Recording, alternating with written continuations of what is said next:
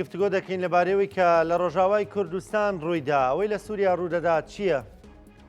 ئایا ئەمە سەرەتای جەنگێکی نوێ لە ناوچەکە؟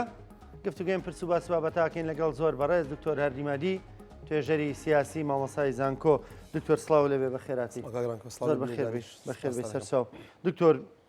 خوێندنەوە چییە بۆی کە ڕوویدا لە سووریا؟ کاک ڕانکۆ وەکو ئەو سەرچاوە محدودانەی کە لە بەردەستی هەر کەسێکان کە متابعێ بە بابەتەکە من لەو ڕوانگەیەوە قسە دەکەم، بەڵام بەر لەوەی ینی ڕووداوەکانی 2026 سەرەتای 2026 ئەگەر کۆیکەیتەوە تقریبا جاریاو بە لە 10 ساڵ لە 6 ساڵە ئەو هەموو ڕووداوە ڕووی نەئەیە کە لەماوەی ئەم 20 ڕۆژەیە ئەوەنە دراماتیک و ئەوەنە خێرا ڕۆیان. خاڵی دووەم بۆی کە تێبگەین لە ڕووداوەکانی ئێستاکە لە ڕۆژاوا ڕوئەیە لە ڕاستیە ئەبێ لە چوارچێوەی یەک تۆڕی فراوانترا سەیری ڕووداوەکان بکەین. جارێ هەر لە ئێمە ئەزانین ئەگەر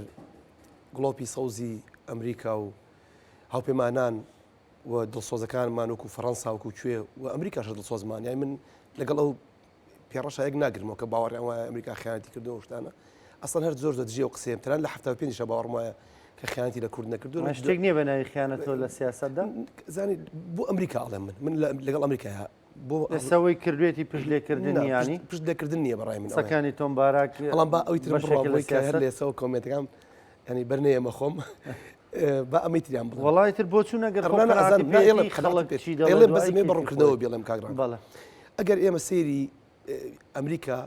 سە گەورەترین زلهێزی جیهانە ئەگەر هەموو هێزەکە لای خۆی نەبێت و ناوکی هێزی جیهانە لە چوارچێوی استراتیژی گەوری ئەمریکا بەسەری ئەم ڕووداوانە بکەین. ئەگەر چین نەبوایە ئەمریکا پێویستی بەوە نەبوو خۆی مەشغوڵکە بە ڕۆژهەڵاتی ناوەڕاستەوە. ئەگەر چین نەبوایە ئەمریکا ئەوە نەمەشغوڵ نەبوو بە ئێرانەوە. ئەگەر ئێران نەبوایە هەرگیز ئەمریکا ئاوای نەیەکرد لە ڕۆژ ئاوا، یعنی لە ڕۆژئاوای کوردستان و لە سووریا ئەوەی پێویست نەبوو. ئەگەر حیزبوڵڵا نەبوایە هیچ کات پێویستی بە ئەحمەد شەرعێک نەبوو و پێویستی بە عەشایری سوننە نەبوو کە لە ئێمە هەڵگەڕێتەوە. ئەبێت لەم چوارچێوە بێن پێ بکەینەوە. ئێستا کابینەیەک لەسەر ئیدارەی ئەم هێزە جیهانیەکە کە تا ڕادەیەک ئاراستەکەری سیاسەتی جیهانیشە و ڕۆڵی هەیە لەسەرەکە. ڕووداوی ڤەنزوێلا و ئێران هیچ دابڕاو نین لە ڕووداوی ئەوەی کە بەسەر قەسەدە و بەسەر کوردان و کوردستانی ڕۆژئاوایە هات. ڤەنزوێلا بەشێکی زۆر ئێمە پاکێجی ترامپ ڕوونە 400 بۆ 500 لاپەڕەیە پێشەوەی بچێتە سەر خولی دومی دەست پێ بکە بڵاوی کردەوە ئەتوانن خوێنەران بچن سەیری بکەن. زۆربەی تەرکیزی ئەمریکا لەسەر لە قاوەخدانی چینە، هەم لە ئەمریکای لاتین هەم لە ڕۆژهەڵاتی ناوەڕاست. لەم چوارچێوەیە بیستێکی بزانین کێ باڵی چینە، کێ هاوکاری چینەکە. دوو وڵات زۆرینەی نەوتی چین دابینەکەن، یەکیان ڤەنزوێلا بوو کە ئێستا بڕیوێتی، دووەمیان ئێرانە. هەردووکیان نیمچە خۆڕایی نەوتیان بە چینە لە بەرامبەرە چین پشتیوانی لێکردن لە ناو مەحفەلە نێودەوڵەتەکانە وەکو لە ناو لۆبیەکانیە لە پارێزگاری لێکردنیان لە جۆرەشتانەیە. ئێستا ڤەنزوێلا تەواو بووە. بەشی دووەمی بڕینی سەرچاوەکانی وزەی چین دەست پێکا کە بریتە لە ئێران. بۆ ئێران وەکو ڤەنزوێلا نییە کە ینی بەو ڕێگەی بتوانی شێوەیەک سەرۆکی هەڵکێشیتە سەرەوە. ئەمە کەمێک لە ئێستایا مەبەستم سیاست ڕۆژانە ئەگۆڕێت، لە ئێستایا تۆزێک ئەمە سەختە. ئەگەر چی بتوانن ڕێبەری کۆماری ئیسلامی ئێران ئایەتوڵا خامینەیش ئەمڕۆ بکوژن یا هەڵی کێشنە سەرەوە، سیستەمی سیاسی ئێران وەکو سیستەمی ڤەنزوێلا نییە. بۆیە جێکەوتی تری هەبێ ئێمە ئەوەی کە دەسەڵاتی هەیە تەنها لە خودی ڕێبەرا کۆنەبووەتەوە. بۆ پاکردن و سافکردنی ئەم ڕێگەیە بێمەوە سەر نقطەی یەکەم، ئایا لە بەرنامەکەیان چۆن باسی ئێران کراوە؟ قسە لەسەر بچووکردنەوەی ئێران یا گۆڕین ڕژێمی ئێران کراوە، هەر لە حملەی انتخابیەکەی گرنگی بەمایە. ئیتر کە ئەڵێن ترامپ شێتە نازانی چیەکە نا، ئەو بەرنامەیەکی هەیە شتێکەیە لە هەفتاکانیشە ئەمریکا ئەمەیە کرد. یەکێک لە سەرۆکانی تری ئەمریکایە ئەڵێ ینی من خۆمەیەم لە شێتی بەڵام ئەوانەی دەوروبەرم با ئیشی خۆیان بکەن بۆی خەڵک لە سیاستەکەم تێنێ. خۆ بە دێوانەکردن خۆ بە شێتکردن بەشێکە لە سیاسەتە عاقڵانەکەی کە ئێوە خەریکی پلانیسە. بۆیە من زۆر لەگەڵ ئەو قسەیە شانیم کە ئەڵێ بەڕاستی محەلیل کاری نەماوە یا ڕۆژنامەنووس یاخود شرۆڤەکانن نا پێشەوانەوە درۆڤە شرۆکرێت شرۆڤەکرێت وەک چۆن ڕاست شرۆڤەکرێت درۆ شرۆڤەکرێت تەکتیک شرۆڤەکرێت. ئێستا بۆ دۆناڵد ترامپ دەڵێن کاری محەلیلەکانی نییە شخصەکانی و نەڕوون و ڕەوانە. خودی ئەم تەکتیکە جۆرێکە لە سیاستکردن. ئەسڵەن سیاست ئەگەر فێر لە دەرکەی کەی سیاسەتە ئەمە فێڵکردنە ئەو شوی ینی دۆناڵد ترامپێکا پێ وایە جۆرێکەوەوە بەڵێ من پێم وایە جۆرەکە هەروای کردووە بۆ دی قسە لەسەر حەدەسێکی گەوراکە دیسانەوە باسی خەڵاتەکە ئاکاتەوە باسی نۆبڵە کاتەوە بەڵێ جۆرێک لە مەژغول هەموو لێدوانەکانی باسێکە ئەیباتەوە سەر نۆبڵ ئەگەر بڵێ میدیای بێ ئیش کردووە لە ڕووی خەبەرەوە لە ڕێی تروس و لە ڕێی ئەو پلتفۆرمەکانی کۆمەڵایەتیەوە تا ڕادێک ئەمە میدیای خۆی گلەی لێ بکە بەڵام بۆ شرۆڤگار ئەمە قیم گلەیی نییە من بێمەوە لای بابەتەکەی ئەوەی کە لەسەری ڕۆشتم بۆ ئەوەی کە لەو ڕێژە زۆرەی کە لە بەرنمەکەی باسی ئێران لە کابریتە لە نینۆکردنی ئێران لە سنووردارکردنی ئێران یاخود گۆڕینی ڕژێمی ئێران ئەمەی بە بەرنامدانەوە پێرێ ئیشێک لە شرۆڤەکارەکانی فۆکس نیوز کە زۆر نزیکە لە ترامپەوە وتی ترامپ خۆشی شێری ئەم شرۆڤەی کردەوە وتی ترامپ بەنیازە بەر لە تەواوبوونی خولەکەی بچێتەوە تاران بچێتە هاڤانە بچێتە ئەو وڵاتانەی کە پێشتر گری دەنونی وەکو کەسای لەگەڵ لیانە هەبوو بۆچی لەگەڵ ئێرانە وایە لە ساڵی 1970 لەگەڵ تیمی ئێرانیە هاتنە لەگەڵ تیمی ئەمریکی هاتنە تاران لەوێ کۆمەڵ زنجیرێک گازینەوە وتێل بەنیاز بوو بیکاتەوە بەڵام کۆماری ئیسلامی ئێران بۆ هەڵشاخانەی بە ئەمریکایە سەرجەم پرۆژە ئەمریکانی تێگا ئێمە زین لە ئەستەمبوڵەمە هەیە لە ئەنکەرایە لە وڵاتانی ئەوروپی پرۆژەکانی ترامپ لێژیانەیە ئەوێ وەکو جۆرە لە گرێ چەند جاریش باسی کردووە وەکو جۆرە لە گرێ لە هەفتاوەشتا کە ئەو ئەڵەیەینەوە پرۆژەکانمان دەست پێ ئەنی گرێی کەسی خۆیەتی بەشێکی گرێی کەسی خۆتی بەشێکیش بەلایوشتنی ئەمریکایە لە دنیای ئەمریکیا ڕۆحێکی فاوستی شەیتانی هەیە ئەم ڕۆحە زۆر گرنگە بۆ سیاستکردن کە بە سلبی سێرەکرێت بەڵام بە ئیجایی بۆ ئەمریکا کەوتەوە یەکەم ئەمریکی هیچ کات بەوە ڕازینێکە هەیەی ئەمە یەکێکە لە ئەمە کە ئشپنگلەر یەکێک لە فەیلسوفەکانی مێژوو باسیەکە دووەمیان ئەوکوەی کە ڕازی نییە هاوڵاتیەکان و حکوومەتەکە یاری براوە لەوان خۆیانە دروستەکەن ینی ئێستا کە کۆماری لەسەر حکومە وەکو وەرێمی کوردستان نییە مادام تۆ لەسەر حکوم نیت ئۆپۆزیسیۆنەکە مشکلێنی ئەگەر هەرێمی کوردستان ژەڵۆشێتەوە لەوێ دیموکراتەکان بە پێچەوانەوە بە ترەمپیانەوت ئەگەر تۆ مادام 12 ڕۆژ لەگەڵ ئیسرائیل لە ئێرانتان ناوە مادام جۆر لە جۆرەکان ئیفلیشتان کردو ئەگەر تەواوی نەکەن ئەبێ بە دێو بڕۆن زیاتر لێیەن یعنی دیموکرات وای ئەوت بۆیە ڕۆحی ئینسانی ئەمریکی لەگەڵ سوڵتەی ئەمریکا یاریکی براوەبراویان دروست کردووە ترامپ تەنها بۆ ئەوە نەبوو بە سەرۆکان پێ بڵێن بوو بە سەرۆکی ئەمریکا ترامپ لەگەڵ یا یەک پاکێج بەزرگانی و بەرژەوەندی و خۆی و لۆبیەکانی تۆ دقت بە ساڤایە کێیە تۆمبارا کێیە هەموو ئەوانەی کە لە تیمەکەیە کە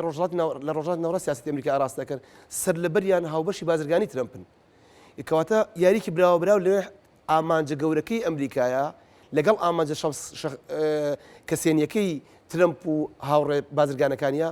یەکی گرێتەوە هیچ کێشە نیە تۆ چەند باشە تۆ سبینێ خۆتیش بیبیتەوە و کوردستانیش بیباتەوە ئەمە زۆر گرنگە ئەگەر بە بازرگانی ئەگەر بە سیاستە ئەگەر بە چاواشەکردنی وڵاتانی دیکەی هەموو کەس ئەمە بە ئێمەکە هێنانەوەی ئەحمەد شەرع بەشێکە لە هاوپەیمانێتێکی ڕانەگەێنراوی تەل ئەڤیڤ ئەنکەرە شام واشنگتن ئەم هاوپەیمانەتیە لە میدیایە ئەگەر جنێو بە یەکتر بن ئەگەر پەلاماری یەکتریش بن جۆرە لە ڕێککەوتن هەیە لەسەر هاتنەوەی ئەحمەد شەرع وەکوشن بۆ ئەفغانستان پێشتر ڕوویاوە نابێ بینەری ئەمە بڵێ چۆن ئەم هەموو ئاڵۆزیە ئیسرائیل و تورکیا دوون لە وڵاتانەی کە لە یاری پێچاو پێچی ئەم منتیقەیە ئیشەکەن سیاسی سادە ناکەن سفر یا سەد یا لەگەڵمی یا دژمی تورکیا ئێستا بە زاهر دژی ئیسرائیلە بەڵام تەنسیقێکی کاملی لە ناو سووریا هەیە و ئێمە بینیمان ینی نیوەی ئیسرائیل بە جۆلانەوە کە خود لە قەبی سەرۆکی ناوی ئەحمەد جۆلانیە پێشکەشی ئیسرائیل کراوە بەڵام پیان وایە قودس لە ناو حی مەقسوودا یاخود لە ئینایە من ئەمە نامێ بکڕوزێمەوە نامێ بڵێ وڵا کورد دەبێ بکڕوز بە کوردزانە ئێمە هیچ لە مۆزوعەکە ناگۆڕین چۆن لە یاریەکە تێبگەین ئێران ئەمریکا ئەوێت لە ماوەیەکی زۆر نزیکە دۆسی ئێرانێک لای بکاتەوە لاوازکردن یا کودتا لە ناوەوە یا لێدان لە دەرەوە یا دروستکردنی زۆنی ئارام لە دەرەوەکو نەوەدیویەک کە بۆ هەرێمی کوردستانی دروست کرد ئەمانە پاکێج و سناریۆ بە پێ چوونە پێشەوە ئەگۆڕێ بە پێی شەریکانە گۆڕێ ئەگەری ڕێکەوتنیان نییە ئەگەر ڕێکەوتنیش ڕووبا بە تەکتیکی ڕۆیە وەکو چۆن ئێستا ڕوویا و هەفتەی لەمە پێش ڕای گر بەڵام ئەبینی لەشکرکێشی ئەو لەشکرکێشی کە ئێستا لە کەنداوە ڕۆژانە لە کەنداوە یەت و لەشکری ئەمریکی و لە دەریای هندیەوە لە ئەمریکا و لە هەموو شوێنەکان ئاراستەی لینکۆڵنی جوڵاندویانی هەموو ئەو شوێنەی کە کۆبنەوە لە کەنداوە و دەوروبەری ئێرانە و ئەم پاکێجێکە لە سووریا ڕوویاوە هەموو ئەمانە ئاماژن بۆ ئەوەی کە ڕاگررتنەکە بۆ ئەوە بووە کە باشتر تغییر تیا دروستکە نەگەوەی کە لەگەڵ یا ڕێکەوت بێ و ئێران خۆی ئەمەشی لەو تارەکانی خامینەیە لەو تارەکانی پزیشکیانە لاریجانی هەموو ئەمان لێکی بەرەوە ئەوان زیاتر برەوە ئەچن خۆیان بۆ شەڕ یا بۆ ماونەمانەکە خۆیان ئامادەکەن جا ئەمە چ پەیوەندیکی بە ڕۆژاوای کوردستانەوە هەیە پەیوەندی بەوە هەیە وەکو ئەوترێت ئەحمەد شەرع بە ئەندازیاری تۆم باراک لە واشنگتن هەر جاری پێشوو بەڵێنی یاوە کە بەشێک بێ لە کێجی هاوبەشیکردن لە کۆنتترۆلکردنی ئێرانە پشکی ئەحمەد شەرع بریتی بۆ لە ڕاستپاردنی عشاعری سنەی سووریا لەگەڵ هێزە سونیەگەرە تیرۆریست و تونڕەوەکان کە لەگەڵ یاکارەکەن پێکەوە ئەو دیوارە ئێرانیە بشکێنن کە لە چوارچێوی هیلالی شیعە لەسەر سنووری عراقیان دروست کراوە و لەوێەوە بەڵێنیشیان ناوەکە بدەن لە حەشتی شعبی و حەشتی شعبی بەرەو خوارەوە بنێرنەوە یا بیتوێن لە چوارچێوی دەوڵەتی عراقا لە سوپای دەوڵەتی عراقیە یاخود چاکانیان دەن ئەم بەیانش ساڤایە لە ئێکسا دووبارە هەڕەشەکانی دووبارە کردەوە بەرامبەر بە هێز عراقیەکان پرۆژەیەک لەم ناوای پێڵم پرۆژەی مێگا کە کورتکراوی MIG ئەیە ئەم هەردووکیان بۆ ئێران و عراق شەردی کورتکراوی هەر هەمان وشە هەمێی ئەفکارەکەم بگەین ئەزانم ببوورە سپاس دەکەم make Iran great again make Iraq great again هەردووکیان کە کورتکراوەکەیان ئەوەیە بۆ ئەمە ئەبێ عێراق بەکامی لە ئێران دابڕنی بۆی بتوانانی ئێران دووبارە وەکو پۆلیسەکەی هەفتەکانی لێ بکەیتەوە هەر ئەمەیە ترسی خەلیجیش ئەویان بابەتێکی ترە حەشتی شعبی هەموو ئەو هێزانی کە ڕۆژ ڕۆژان هاوپەیمانی ئێران بوون هاوکاری ئێرانیان کردووە دوور نییە سەر ئێشە بن بۆ تۆمباراک و بۆ ترەمپ لە کاتی لە قاوەقدانی ئێران بچووکردنەوە یاکودەتا یاخود لێدانەکەیە ئەمە ئەم دەوتری ڕامی ئەبڕۆحمان مەرسەدی سووری دوێنێ ئەمەی بڵاو کردەوە کە ئەم پێشنیارە بۆ قەسەدەش کراوە بەڵام قەسەتی من بەشداری ئەم پاکێژە ناکەم بێلایەن لە ئانی شەڕا بۆ هێزی نابەلانس و لاواس یەکسان لە لایەنگریکردی دوژمن ئێران ساڵی چلیە گوتی بێلایەنم بەڵام ئەمریکا بەریتانیا رووسیا هەرداگیریان کرد ساڵی 90 لە جەنگی یەکەمی جاویتی بێلایەنم بەڵام لە 90 و 20 هەر دووبارە داگیریان کردەوە بۆ لاواز بێلایەنی یعنی لایەنگریکردنی دوژمن یانی دکتۆرەگە پێشنیازێکی وا هەبوو بێت تۆ پێ دوایە بوو هێزەکانی سووریای دیموکراتی و کادێسە خۆیان تقریبن گۆڕیوە هێشتا بە ڕستنی هێزەکانی ڕۆژاوا بڵیت ئەبووم کاریان بکردە من باوەڕم وایە بوارێتە شەڕۆ لەگەڵ بواری سەدەیە تۆ لە کوێ کارەکەی خۆ ئێمە تەجروبەی با دوور نەڕۆین بڵێن بۆ ئەڵمانیا باڵانسی ڕاگرتووە بۆچی پەنەما ڕایگرتووە نا بەرەسەری نزیکی خۆمان کرد ینی خەڵک زۆر لە هەرێمی کوردستانی خۆمان نەخوێنێت لەم نقطەیە قابلی ستایش پیا هەڵدانە 35 ساڵە هەرێمی کوردستان لەناو ئاگری نەیارەکانیە کە ئەسڵەن کامیان زۆر میانڕەوە ئۆردوگان خاتەمی کە دوو میانڕەوترینی ئێران و تورکیا بوون هەردووکیان بۆ 700 پێشنیاریان کردووە کە با هەرێمی کوردستان تەواوکەین لە 98 و 96 ئەو ئێران لە 98 تا خاتەمی ئۆردوگانیش لەم ئەخیرانەوە عملیش خەریکە خۆ هیچ ئەمەی نەیشاردێتەوە کردوێتی بیرمانە بەسەر کەریمت قەزەم ینی ئەم کارانیان کردو ئەم میانڕەوەکانیان لەم کاتەیە هەرێمی کوردستان لە بینی 0 35 ساڵە یاریکی باڵانسداری دروست کردووە لە بینی ئەمانە یاری کردووە چۆن کراوە ئەمە تەجروبەیە ئەبێ سوودی لێوەرگریت بۆیە باوەڕم وایە ئەکرا خەسەدە وەڵام من بۆ ڕوانین لە دیتەیڵا ڕوانین بۆ قەسەدە و بۆ پێدەوانە بێت جۆرێک لە جۆرەکان بە جیاواز سێریکەین کاکڕانکۆ ئێمە دوو برایەتی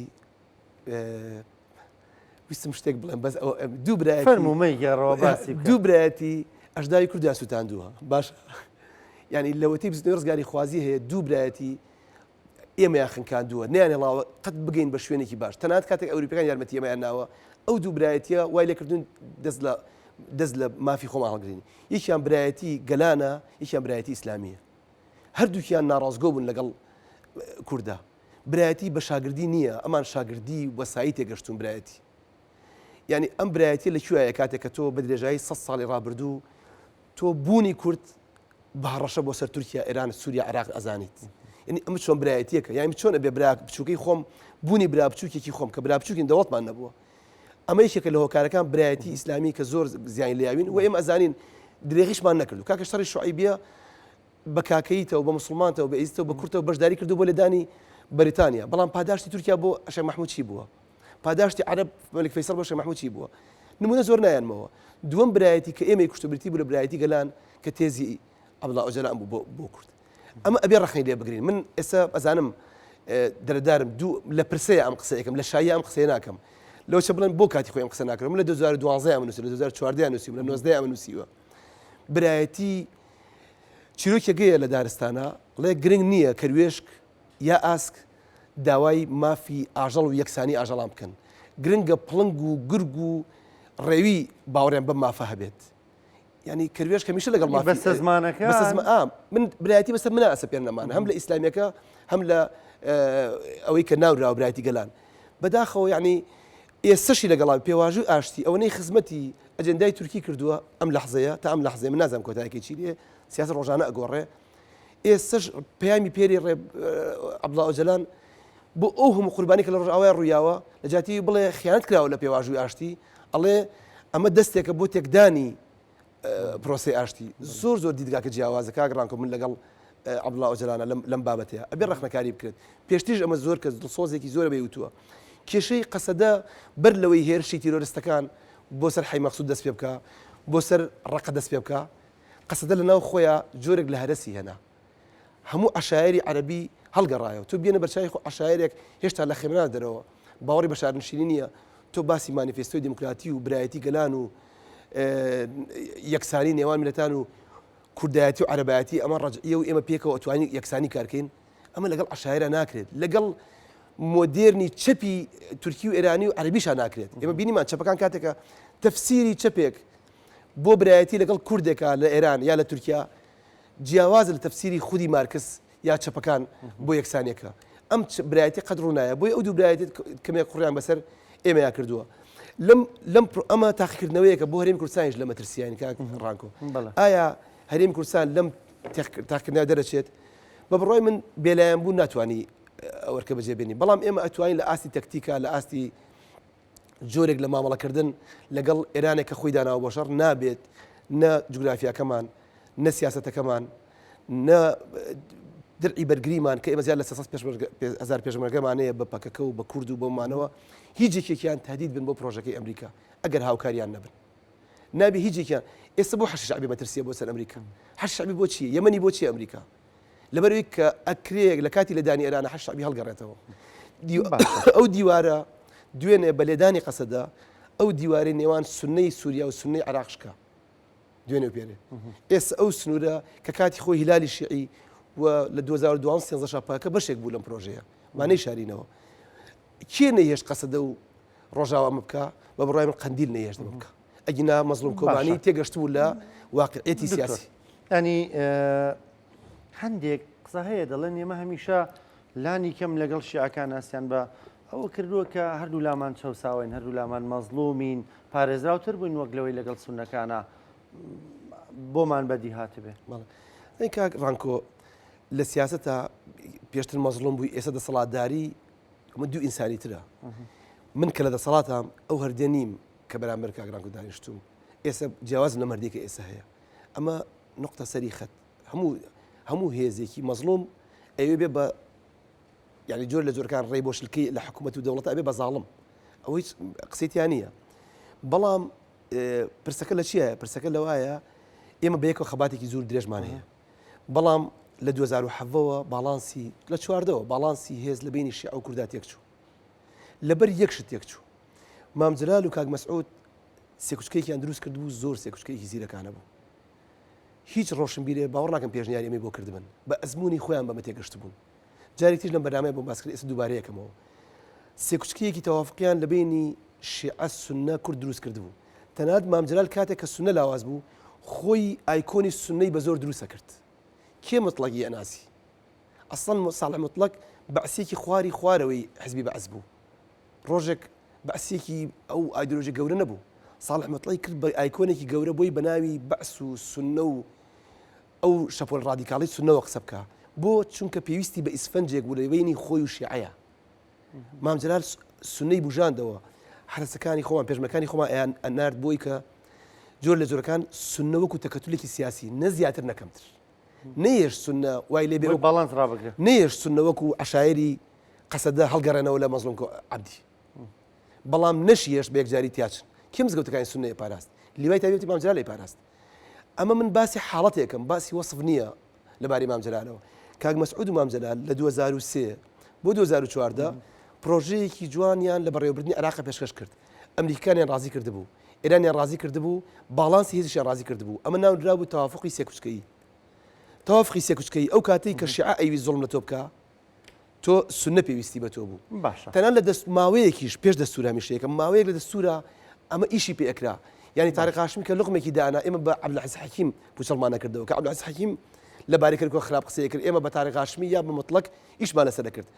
بۆ عێراق ئەبێ بەم دیدگایەوە ئیش بکەین دو پرسیارم دکتۆر هیچ مەترسێک لەسەر باشووری کوردستان هەیە بەدڵنیایی مەترسی زۆر گەورە هەیە ئەو مەترسیە یعنی ئەکرێ هەل بێت ئەکرێ هەڕەشە بێت هەموو لە دڵی هەموو مەترسیەکە هەلی گەورە هەیە ئێمە بەبیرمان نەچێت کۆڕە و هاتنەوەی بەس دوای ڕاپەڕین لە کۆتایی مانگی سەیە گەورەترین نەک هەڕەشە بوو ینی بەفعلی کوردستان داگیر کرایەوە بەڵام کۆڕە و وەکو هێزی نەرمی کوردستان 1 ملیۆن بەرەو ئێران و ملیۆنە زیاتر بەرەو تورکیا شتێکی تری پیشانی دنیاە هێزی نەرمی کورد بە بێت فەنگ دەرکەوت هەڕەشە بوو بەڵام لە دڵی هەڕەشەیە ئێمە بڕیای 688مان بۆ هەرێمی کوردستان بۆ وەکو دیفاکتۆ بۆ هەرێمی کوردستان بۆ خۆم پسڕی و جۆرە لە جۆرەکان بەڵێ ئەوەی کە پرۆژەی فەڕەنسی بەریتانی دوایی تورکیا و ئێرانیش تەنها دەنگیان بۆ پرۆژەیە لەبەرچی دەنگیان پێیە لەبەر خاتری کورد نا چونکە ئینسانی کورد لەو 20 ڕۆژە ئازادی بینی بوو لە کەرکوو ئازادی بینی بوو لە سلێمانی لە هەولێر لە ڕەت بینی بووی کە ئەچوونە ناو سنە ئەچوونە ناو دیاربەکر بە ئاوارەیی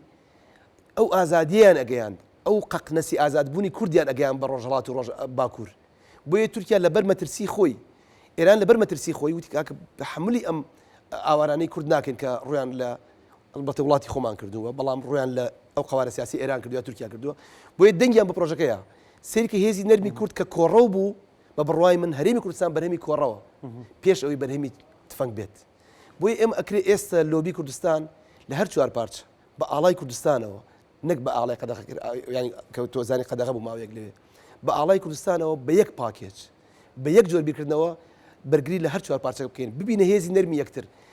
هەرێمی کوردستان لە مەترسیایە ئەگەر ناتوانێت بەشێک بێت لە پاکێجی ئەمریکی ئەبێ بەشێک نەبێت لە پاکێجی ئێرانیش